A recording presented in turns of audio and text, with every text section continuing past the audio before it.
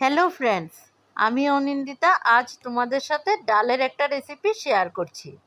3 রকমের ডাল দিয়ে আমি এই রেসিপিটা বানিয়েছি। তাহলে চলো তোমাদের দেখাই কিভাবে এই রেসিপিটা বানিয়েছি। 1 কাপ মুসুর ডাল, 1 কাপ মুগ ডাল আর 1 কাপ ছোলার ডাল নিয়ে নিয়েছি।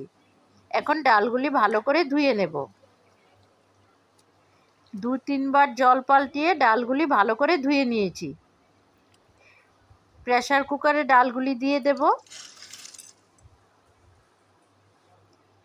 আর একটু জল দিয়ে দেব। এখন দিয়ে দেব পেঁয়াজ কুচি, একটা টমেটো কুচি,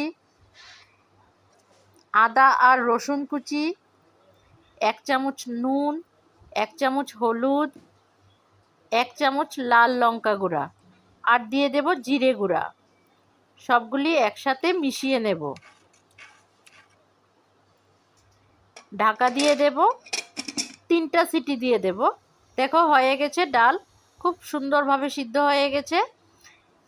তেল গরম হয়ে গেছে, তেলে শুকনো লঙ্কা আর জিরে ফোড়ন দিয়ে দিয়েছি।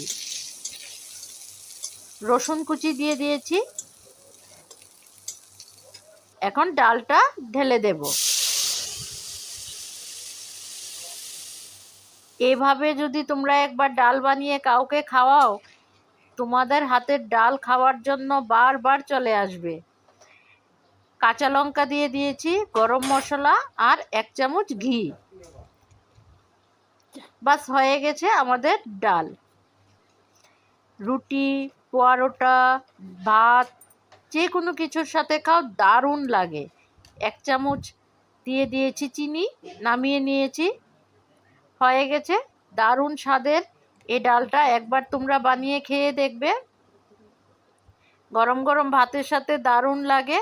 রুটি পরোটার সাথেও খেতে পারো। আমার রেসিপি তোমাদের কিরকম লাগে কমেন্টে জানাবে। কাল আরেকটি রেসিপি নিয়ে আসবো। Thank you for watching.